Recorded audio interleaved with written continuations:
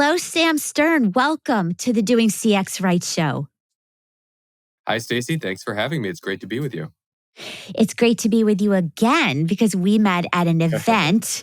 And that's the beauty of events because you take, all of that you learn there and then you get to continue the learning. So here we are. That's And right.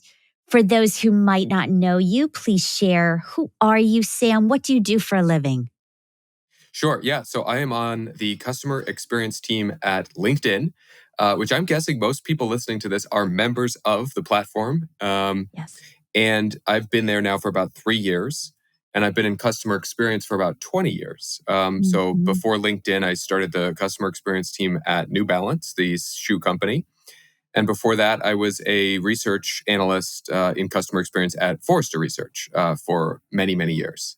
So I've been doing customer experience.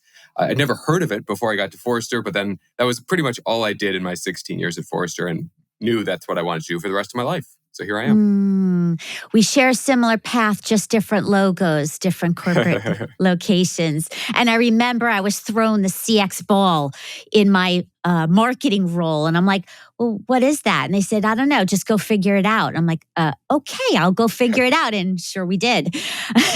Well, I like that because Stacy, you were thrown a microphone, which I'd never seen before in the event we were in, and it was covered in sort of a foam ball. And Stacy asked this amazing question of myself and the other panelists who were on stage at the time, and that was my introduction to Stacy. So, listeners, I'm sure you already know she asked great questions, but I just wanted to say that I was very impressed and was already stealing the idea that you were asking the question about in the event.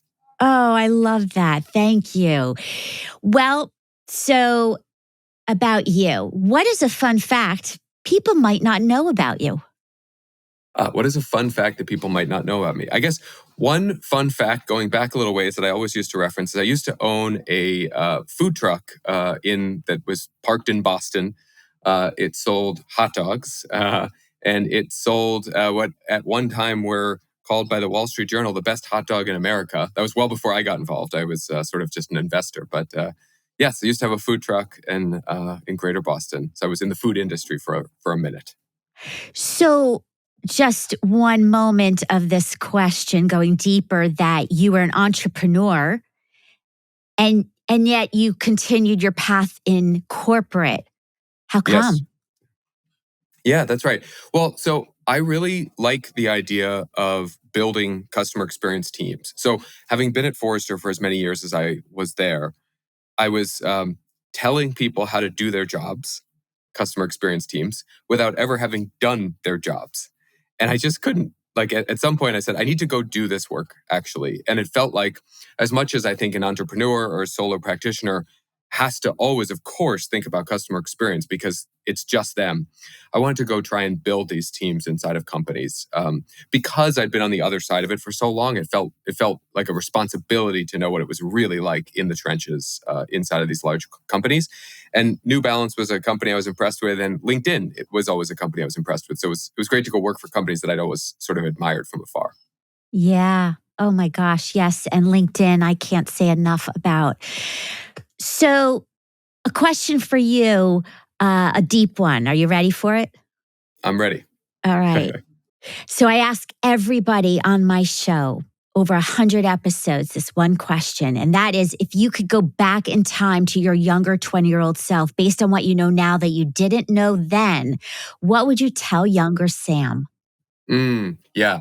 So younger Sam didn't know this. Older Sam figured this out. And maybe I would have to figure it out again, right? But I would tell younger Sam, take your time with everything and really focus on showing up every day to do the thing, to make progress towards the goals that you have in a methodical way. Mm, We mm. are what we do every day, the behaviors we do every day. And I think when I was younger, I was sort of always trying to leap forward and get everything done and rush to do things. And now I really like to show up and do the work every day. I was always frustrated by how long things took back then. Now, if you tell me something will take 5-10 years, I'm like, well, great, let's get started. And back then I'd be like, I have a couple of days of attention for this, not years of attention for this. Oh, that is so powerful. And actually, that connects so much to customer experience and building that culture. It takes Yes, that's right. time. That's right. That's right. And I think you're referencing the fact that, so I've been studying successful culture changes at organizations for a long, long time. It was a question that our clients at Forrester asked. They said, hey, you've talked about Zappos, you've talked about Ritz-Carlton, about Starbucks, about these great brands with these great cultures. And we feel like we've learned as much from them as we can. We want to know how you actually change your culture to become customer-centric. That's the path that we need to walk because we do not have a customer-centric culture. So I studied it. And what you were referencing there, alluding to, I think, is that we didn't see a single successful culture transformation that took less than 5 years. And it's a really long-term commitment. And in fact, thinking of my younger self and not hearing that message, I was in rooms with executives and I'd say, it's going to take you at least 5 years. And I could just tell something would change in their demeanor. They couldn't wait to get me out of the room because they're like, well, we're not going to do something that's going to take that long. Or we don't want to listen to this person. I was just relaying to them. I was like, look, I've studied hundreds of transformations. The dozen or so that were successful, they all took more than 5 years. Maybe it'll go faster, but I don't think so. I think the evidence is pretty clear at this point. And as we know from our personal lives, because culture change is behavior change, but at scale of a company, behavior change is hard. We've all tried to shed bad habits like smoking or a bad diet or whatever it is, or adopt good ones like regular exercise or getting back into reading, whatever they are. It doesn't always take on the first try. It usually takes a while. You can backslide when you have a bad day or a bad week. And so you have to give yourself grace around these things, that it will take a long time, and it will take your colleagues a long time to make the necessary changes. I have a big sigh here because not only we're going to spend most of the time here talking about culture transformation, but one little caveat to just comment with what you say, and the sigh I have is that what you just described is also what I'm feeling as a brand new-ish entrepreneur. Yeah. I've only grown up in corporate for 25 years. This has been my first gap year testing out entrepreneurship, whether I'll continue entrepreneurship or go back to corporate, and I don't know. But what you're describing is the slowness of building a business, and it is not fast. So what you're saying is so real for those entrepreneurs out there. Yeah. I can only imagine, and I think I'm I'm sort of I'm like jealous, but also like I'm in awe of entrepreneurs, and I think I'll give myself the excuse that in the life stage I'm in right now with 2 young children, I need health insurance, I need stability, but I would love to come back to it because I think it's exciting, but also, and to your point, the methodical nature required is maybe something I have better in my tool set now than I did 15 years ago, let's say. Oh, yeah. Oh, yes. Oh, we could spend the whole show just on this, but we're going to transition. So, sure. All right, this is the Doing CX Right show. So let me start with, what does doing customer experience right mean to you? Because a lot of people have different definitions. Yeah, great. Okay, well, so steeped in Forrester, as I was and am, we always said that the definition of customer experience is how customers perceive their interactions with a company. And we want to emphasize, underline, italicize, whatever you do to emphasize the word perceive, because it is perception that is your customer experience reality. It doesn't necessarily matter what happened. Everything could go perfect, but for one moment. And if what lives long in the customer's memory is that one moment, and it wasn't a good one, sorry, that's their perception. And so I really emphasize this idea of, we need to think about what will be remembered in this experience that our customer has with us. What is going to be the thing that because memory is like a time machine where they take the memory with them into the future. And the next time they're thinking about whether to interact with your company or not, it's the memory more than the actual experience that guides what they do.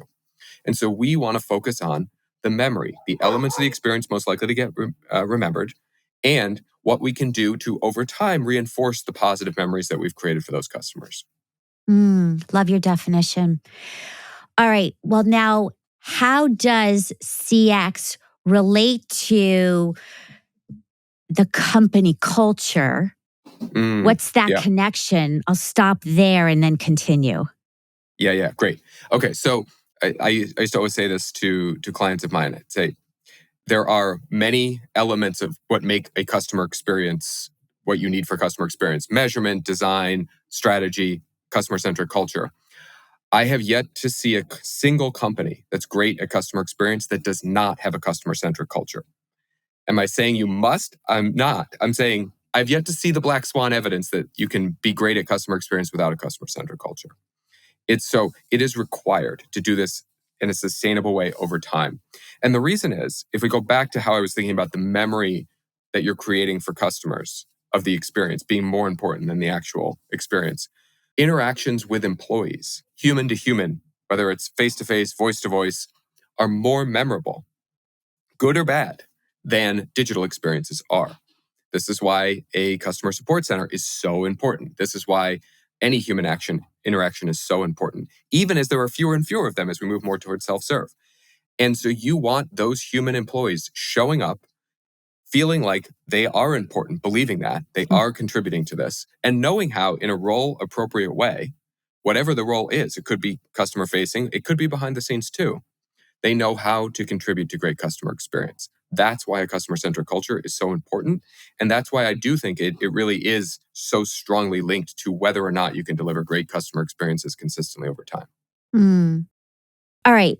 Culture transformation. Yeah.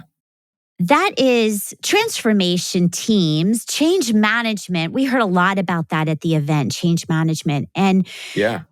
so, who owns culture transformation? Is it Yeah. HR? Is it business transformation teams? What's your view? Yeah.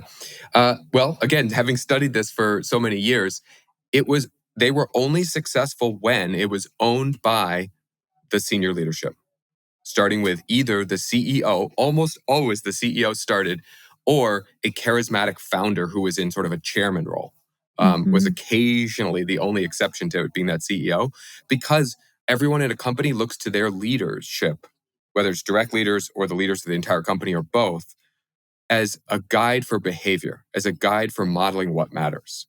And you Mm. need that C-suite to model what matters. Now, is it fair to say the customer experience team and HR and a transformation office are still very close to the center of it? That is absolutely true. But you must start with the leadership and go from there in terms of having them model the behaviors and walk the walk to convince others that this is now the way the company is operating. Mm. So it starts with the leaders. It's the cohesiveness of all the departments with Yeah. business transformation teams. Let me ask you about everybody's talking about AI, emerging technology. So, what does that have to do with culture transformation as AI has entered into our world? Yeah, yeah. Well, so AI is a good example of when I would say any new technology can have this impact where employees will wonder, is this just here to replace me? Am I still valued in this organization? Is what I do still valued? And so I think with AI specifically, then, one thing that I've seen some companies do very well to signal to employees that they still matter. And I think contact centers, customer support centers is an area where this applies. And it's an area where LinkedIn is applying it is let's use the new capabilities from AI to up level, upskill the employees, to give them that as a tool, to make it easier for them to find information that they need, to give them an AI co-pilot to bounce written communications off of, to give them coaching and training, as you asked about in the event.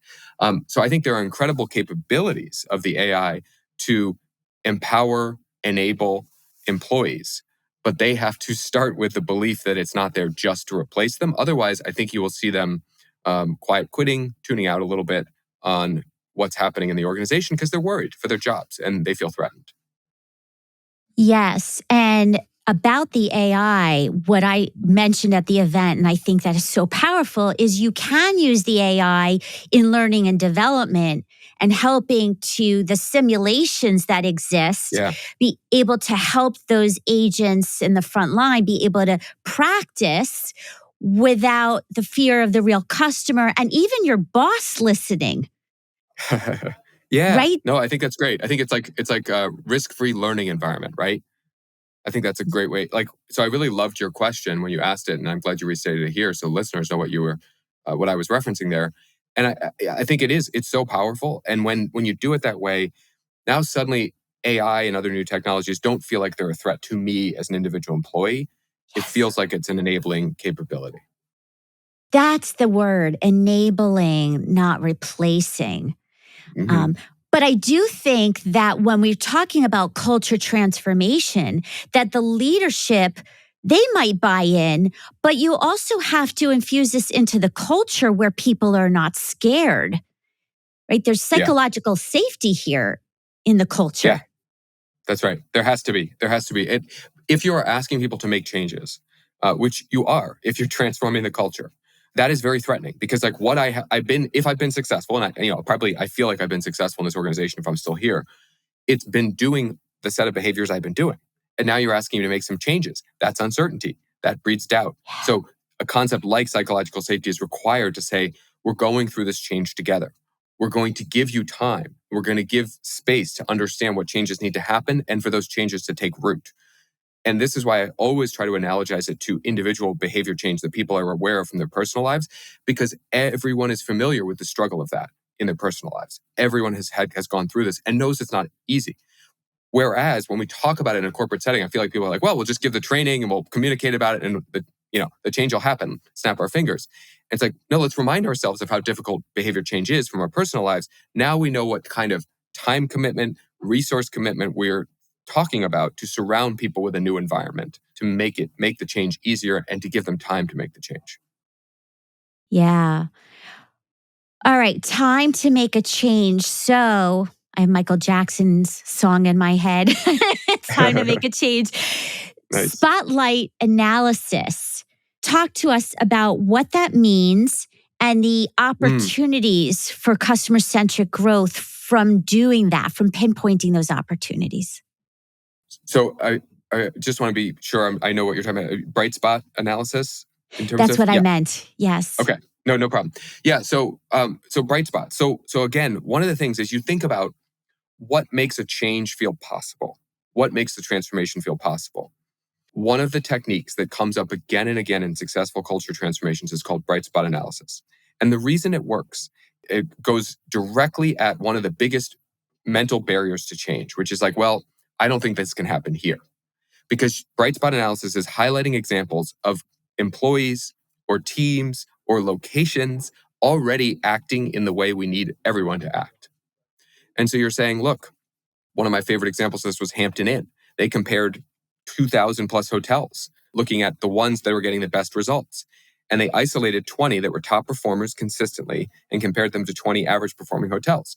And so now we're saying we're transferring behaviors not from the Ritz-Carlton, not from some other brand that has nothing to do with us even in a different industry, but from other Hampton Inns. So we know it's doable.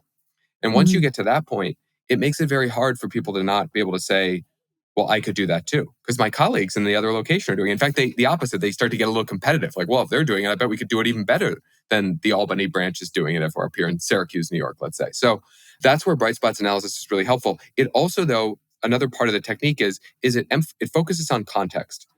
These employees in this hotel, let's say, as an example from Hampton Inn, were greeting more guests per day. Why are they greeting more guests per day? That feels like hospitality 101, that hotel employees should greet guests. And the reason was that at the hotels where they were greeting more guests, the staff were working the free breakfast buffet and were visible at the time when the most guests were in the same place at the same time. Morning breakfast buffet. It's free. Where are some of the other hotel employees? Well, Hampton Corporate had asked general managers to be back in their office completing financial paperwork and sending it in first thing. So now the change story is not, hey, general manager, other employees, you were doing the wrong thing, but we did the wrong thing at corporate. We're going to change our guidance about when to send us paperwork to later in the day. And we'd ask you to go work the free breakfast buffet, which is probably what you wanted to do anyway. And there's so much bundled in there around change management, best practices, and the psychology of it, but not putting the emphasis on the individual to have to own all the changes, but rather to show what processes or rules or training or metrics we're changing in conjunction with the change we're asking of you as an individual that make it easier for you to do these things. The more you can point to things that aren't just on the individual, the easier it is for them to tell themselves a change story where they're the hero of the story, not being dragged along on it or told what to do by somebody else, but doing it now because they always knew it was the right thing to do in quotes, but now they get to tell themselves that story where they are the hero rather than the villain, if that makes sense. Yeah, absolutely. You're reminding me back to the importance of the C-suite getting out of their office. Yeah. There's a place. Have you ever been to Woodloch Pines in No. so there's a spa in Mm. Woodloch in Pennsylvania, and the CEO, this place Woodloch is around for, I don't know, I want to say 100 years, and family-based business. Anyway, when I went there, the owner of the place came around at breakfast, at lunch, at dinner to come around and greet people and say, "How's your meal going?" Yeah. Right? Like, and when you walked in the door, hello. Like, who, Yeah. that's That's so amazing. simple. Well, first of all, that is simple. And I feel like the owner is in the right business because doing that often and that much, it makes it the hospitality of that, the fact that it's the owner, and now you know who they are. You can associate the ownership of this spa with a certain individual. That's so powerful. Again, and like that's what it is. And it's not so like when we talk about being customer centric, we're talking about small things in many instances, things that Yes. employees kind of already know they should be doing. Cleveland Clinic was another example of successful culture transformation. And one of the keystone behaviors that they had to get all the employees to do, the nurses and doctors, was to round hourly on patients and check in with their patients every hour. They're supposed to check in every hour. That was normal protocol. They'd just gotten away from it. And again, that's many times what we're talking about here is getting back to doing what you're supposed to be doing, just doing it with the consistency and the right sort of asking the right questions or having the right attitude or demeanor, using the right words with your customers or your patients or your guests. It's not huge changes. It's just a recommitment to doing the right things consistently every day. Recommitment. Love Yeah. that. Perception, which you said earlier. I mean, Yes. these are things that we really can control if we're doing CX right. Nice. Nice. So, had to throw that in. Love it. So, 5 steps to shift towards a customer centric culture that accelerates revenue. Let's Yeah. talk about, let's break it down, and we're not going to get to all of them, but let's start with one. Can you share? Yeah. Sure. Well, I'll start with a one. We've already talked about one, which is securing executive support, right? The importance of starting with leaders and having them go first. Before that, though, I'd like to talk about this. I saw this again with all these successful culture transformation stories. They had this clear why at the heart of their culture story that for 5 years or longer, you want to have this one line that people can come back to that reminds them of why we're doing this. And the why statement is actually is easy to craft. And I've done this with many organizations, but to give people a little sample of how you do this, think of it as it needs to answer this question. Why does customer centric culture, one, what does it do for our organization? What is the competitive need we have that customer centric culture solves? And by the way, if you can't answer that question, then it's not the right transformation for you. It's a 5 year journey. Mm, It's not the answer to a crisis that you're in, right? This is a long term play.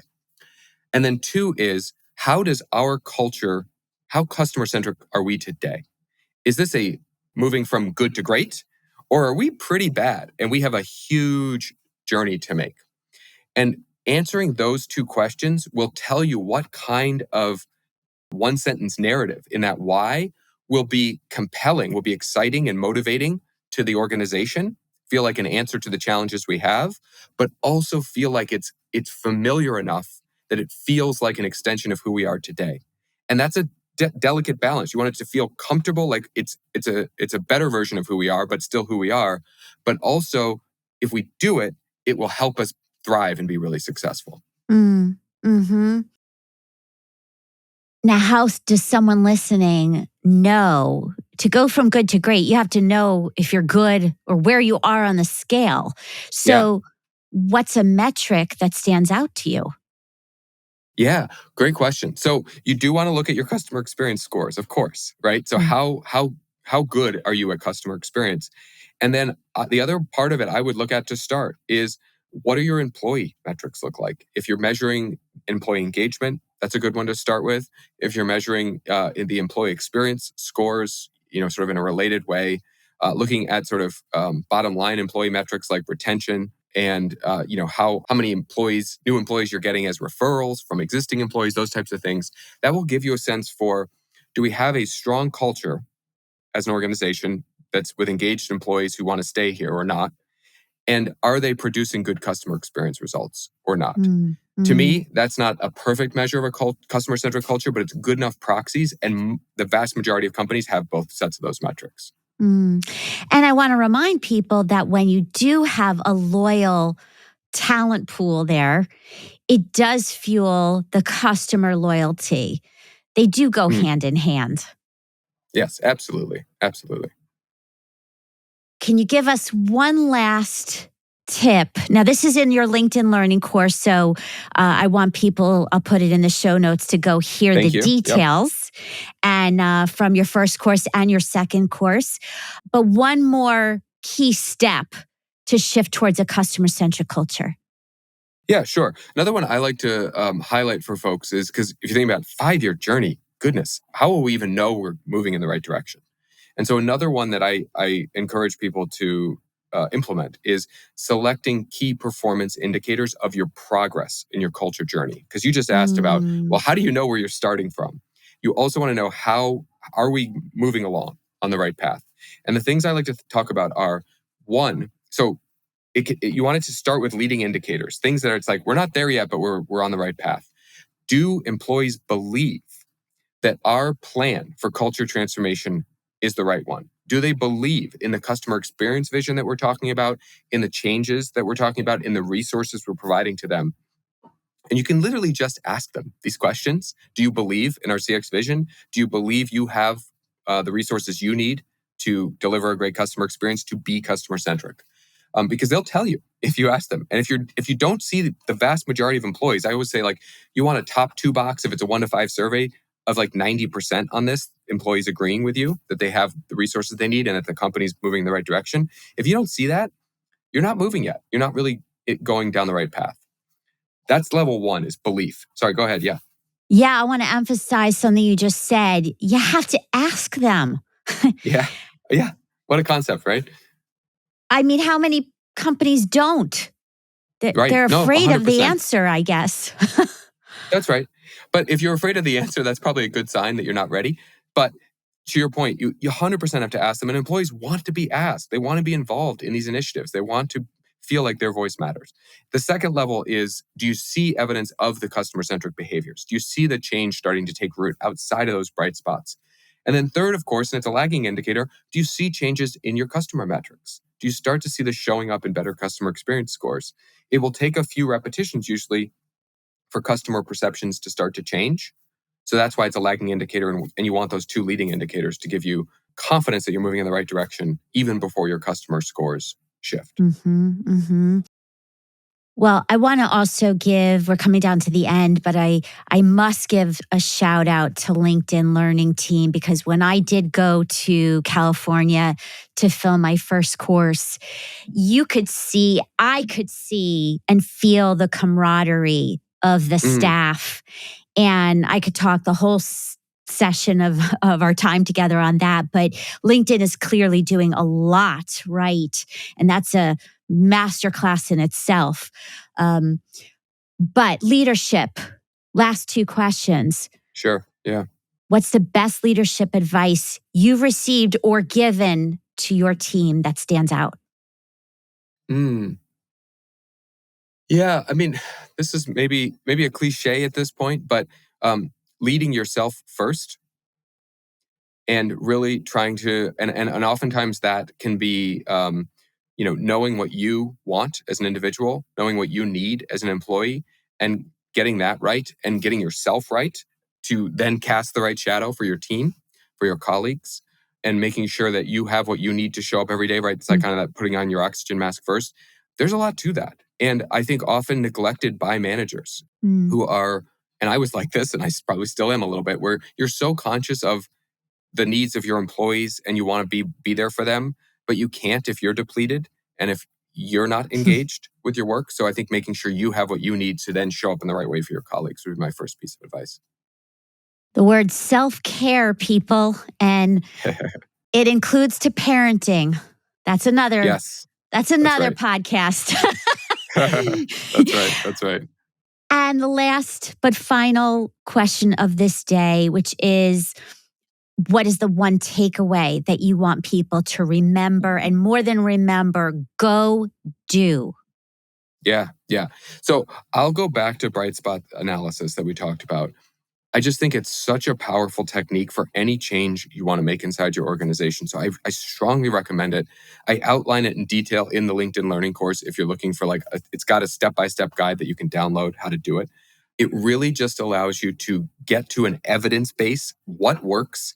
Where do we have real success in our organization? Whatever it is that we want to see success in, and then understand why it works, and then also understand how would we get others in similar positions to adopt those behaviors or activities.